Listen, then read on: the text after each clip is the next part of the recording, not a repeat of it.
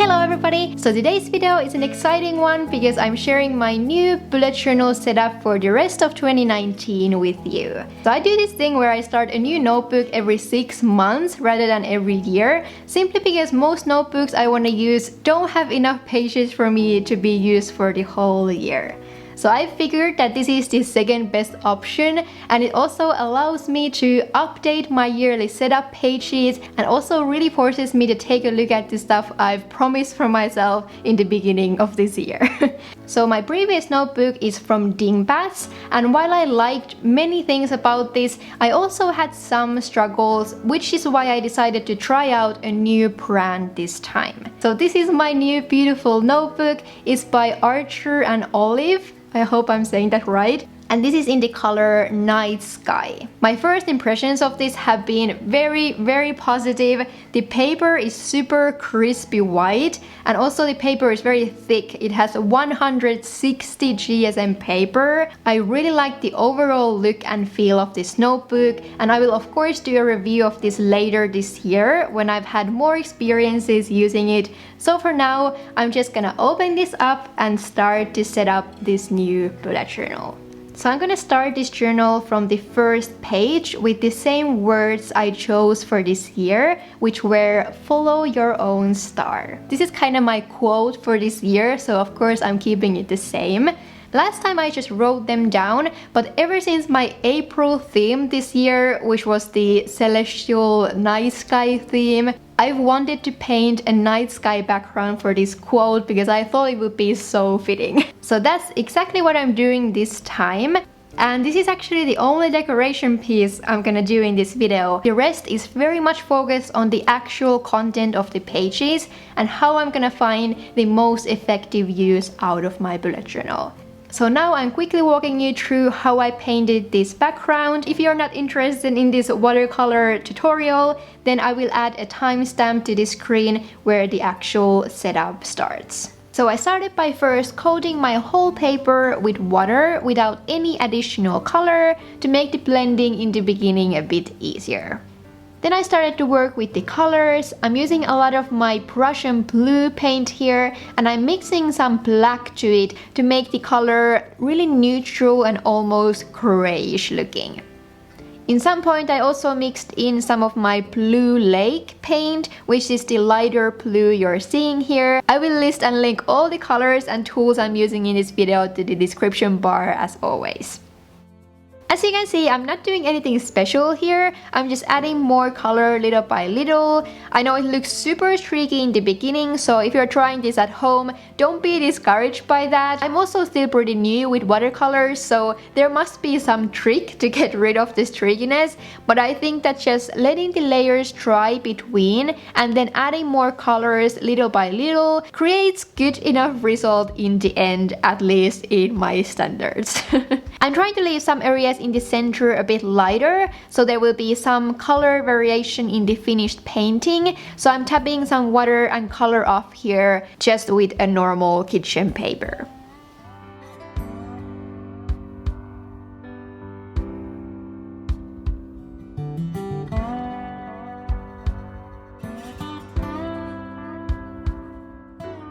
When I had repeated this process many times and I was starting to be happy with the background, I moved on to the stars. Probably the fastest and easiest way to add stars in a night sky or galaxy painting is by dipping a small brush like this in white paint, then dipping it to water to make the brush slightly damp, and then tapping the brush with another brush or pen, and you can see it creates these random dots of white which resemble stars on the night sky pretty well in my opinion.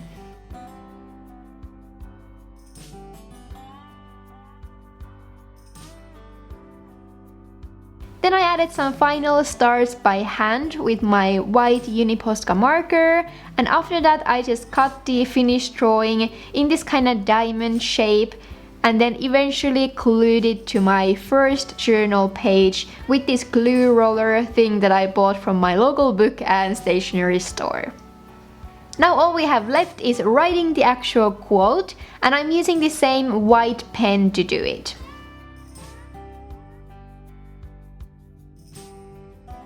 The text still blended into the background, maybe a little bit too much, so I tried to make it even more visible by adding this kind of black shadow to the letters. I don't know if you can see that in the video that well, but it just made the letters stand out slightly better. And yeah, that's how I created my first page to my new journal. I must say that this required a bit more effort than last time. So now that the first page is out of the way, we can move on to the actual setup. Like last time, I'm not setting up any kind of index page. I personally don't find myself using one, so I'm just starting my journal from my keys. So if you're new with bullet journaling, the keys indicate how you mark different things in your journal. I only use these on my weekly pages where I write down a to-do list for each day and mark down any events or appointments that are happening. And I already kind of remember my keys, but I think this is still a nice intro page to start your journal before jumping to future logs or anything else. I created this double border around my keys, and you will see me using a similar style to this later on as well. I wanted my setup to be super clean, minimal and simple this time. I know I'll have tons of decorations on this notebook later, so I want the first pages to be very simple so they go together with everything later and also serve their actual purpose. So next to this one, I'll have my year at a glance page where I write down each monthly calendar from this July to the next year's June. This is the most tedious page to set up ever, but when it's done, it looks so pretty and put together in my opinion. Also, it's a great resource page to use later when setting up any monthly calendars. And by the way, as you can see, I've sketched everything out here with a pencil beforehand. It doesn't matter how long I've been bullet journaling, I always do this, even when I don't have any bigger decorations on the pages. I just know I'll mess up something if I don't plan it beforehand. Also, I want all the titles to be in right places and on right size, as well as making sure that I have enough room to write down everything I need on these pages. So yeah, don't feel bad if you use pencil in your bullet journal. I still do it as well, and I think it will never change. Now that the first actual spread is done and we have laid down a foundation for this minimal style, let's move on to the future log. So a future log is a place to track any longer term plans and events that you can later on move to your monthly and weekly pages. And okay, so I've always started my future log from the same month where I start my journal. And if you think about it, that doesn't really make any sense. Like, why would I write something here on July if I pretty much set up my July pages right after starting this journal? Am I the only one who's been doing this? I kind of felt a little bit stupid the first time I saw someone starting from the next month, and I was like, huh, that actually makes sense. And now I also have this one extra month in here for the awkward notebook transition period when you're running out of your current bullet journal, but you still didn't start your new one, and now you don't know where to write all these events for the next month because you didn't set up your new journal yet. So yeah, this was a big revolutionary realization for me. Anyway, I decided to use this kind of serif font, I think this is called, instead of my regular calligraphy style. And I thought this was a good idea in the beginning, but later on in this video I started to get so frustrated with these letters. They can look super cool if you really can pay attention to them, but if you're like me and small details are not your strongest point, this might be a little bit tedious title option, just a heads up. I was also pondering whether or not to make some kind of decoration to the bottom of this page, and I might do some geometric style decoration here in the future. If that's the case, I will definitely film it and post it to my bullet journal Instagram, but for now I just left the rest of this page blank, and I just made these borders again to at least give a little bit interesting look to this page. Okay, then moving on to the goals section, which is definitely the one that faced the biggest transformation. Don't get me wrong, I didn't change my goals for this year, but I just realized my goals need to be way more specific and more measurable. Until now, my goals would sound something like improve your digital art.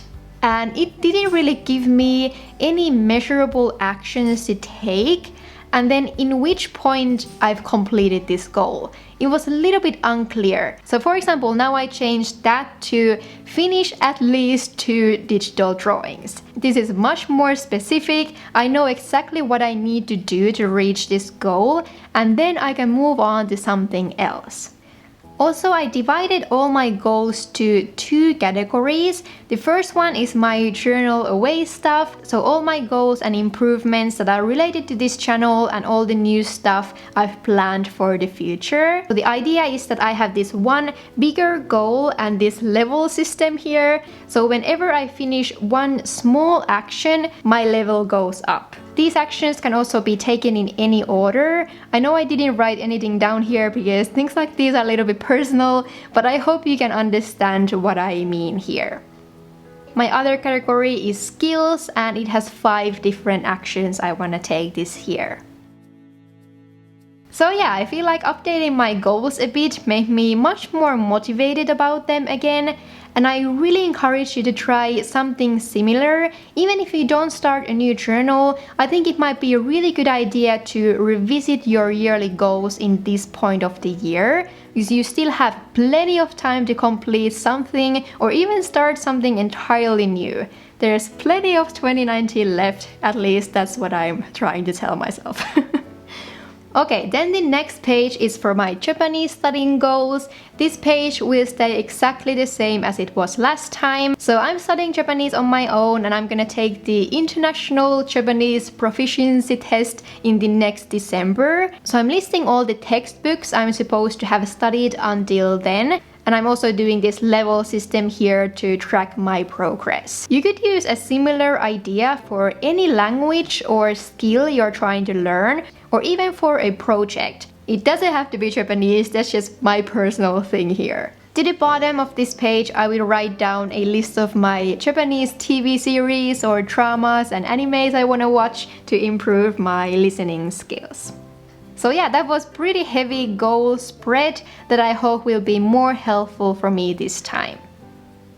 Then the next page I will be setting up is for my money related stuff. So one of my most useful spreads in my journal has been my money tracker. Last time I got some questions about this and I didn't explain it that well, so I'm trying to explain this better this time. Money is kind of personal topic to everyone, so I'm giving an overall description of what's happening here.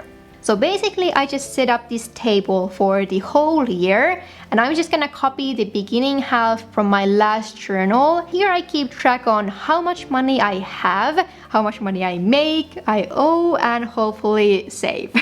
Then I set a specific day every month when I check how much money I have on my bank account, and it helps me to have an idea if I should be saving the next month or if I'm doing good and I can buy something I've been thinking about. So I also track my monthly salary. Then I have this kind of saving or investing account, so I usually check how that's doing. And then lastly, I track my active and passive savings. So active saving for me means that I put a certain amount of money to my saving account. And then passive saving means the difference on my bank account compared to last month. So this amount might be positive, or sometimes it's negative if I used a lot of money. Anyway, you could modify a table like this to your personal needs. I just think it's super interesting to see all this information on one page, and it has definitely made me more motivated to actually save money. Okay, I think that's enough about that. So on the next page, I'll be listing my bills. I never remember if I have already paid my rent, for example, so it has helped me a lot to have a place like this where I mark down whenever I pay something. So the next time I'm wondering if I already paid my rent, I can just look it up from here. This is pretty simple, and again, you could modify this to your own needs. Then, since there is some room left on this page, I used this for my wish list. And then I also have this separate section for some bigger purchases that usually need some saving. Like for example, a new camera that I'm hopefully able to buy this summer. So yeah, that's it about this page, and now let's move on to something a little bit more lighthearted. So the next page is for my bookshelf, not bookshelf, like I wrote it last time. Thanks for always pointing out my spelling mistakes, by the way.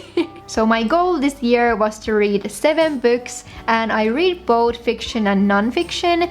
Often my non-fiction books are audiobooks, but I just list and count everything here. And yeah, for those of you who are also interested in books, I wrote down my current list. So let me know if you have some good recommendations based on these or just in general. I always love to find new interesting books to read. I'm currently reading the first Game of Thrones book, and oh my god, I love it so much. I was so unimpressed by the last season, so I finally decided to read all of them in English. Anyway, let's move on. We don't have that many pages left anymore. So on the next page next to this one, I wanted to try out something new. So last time I had this page for some wise words. So I listed a lot of inspiring quotes and just wise life advice I heard from somewhere. And this time I decided to make this a little bit different and make this inspired by page. So sometimes I listen to a podcast or watch a video, listen to a song, read a poem, or whatever it might be that just really inspires me and fires me up. So I want to start keeping track on those things that give me that really inspired feeling. So for those days I'm feeling a little bit down or unmotivated or uninspired, I can come back to this page and maybe revisit some of that content that resonated with me the first time. I think creativity requires a lot of inspiration from outside, and sometimes I feel like I get inspired by almost weird things, so I want to start keeping track of those in here. Then we can flip to the last page of this setup video, and this is also something completely new for me and something I'm actually super excited about. So I decided to have this monthly totals page where I will list different information based on my monthly habit trackers. So for example, how many hours in total I slept in a month, or how many days I studied Japanese or did yoga or meditated, how many posts I had in YouTube and Instagram. I'm super fascinated to see the differences between different months and kind of figure out possible patterns or notice some improvement or whatever. And yeah, I think this could be a really good addition to my monthly reflecting page. I also added this section for any comments. So based on my habits, I can write a small comment about each month. Then the last page probably won't be that helpful for all of you, but this has more to do with my YouTube videos. So I'm interested about the algorithm on YouTube, and I want to start tracking how many views my videos get in the first hour, the first day, and then how many views they have in 1 month, and see if there are any patterns there. I really hope I remember to actually keep up with this, because I think this could be really interesting. And you know, even if you don't have a YouTube channel, you could try something similar, example with your Instagram account or blog or whatever, if you're interested to learn the algorithm and the technical side as well. I didn't know how to use the rest of this page, so I just left it blank for now, and maybe I'll figure out a purpose for it later. And yeah, that's finally all from my new bullet journal setup. I really hope you found some new ideas from this video. And as always, I also love to hear how you use your bullet journals. So if you have something to share, please do that in the comments below. I'll be posting my July Plow With Me video hopefully in a few days. So if you're new here and want to stay tuned, please consider subscribing to this channel. It would mean a lot to me. But yeah, that's all for now. Thank you so much for watching. I really hope all of you have a wonderful day or night wherever you are. And see you in my next one. Bye bye!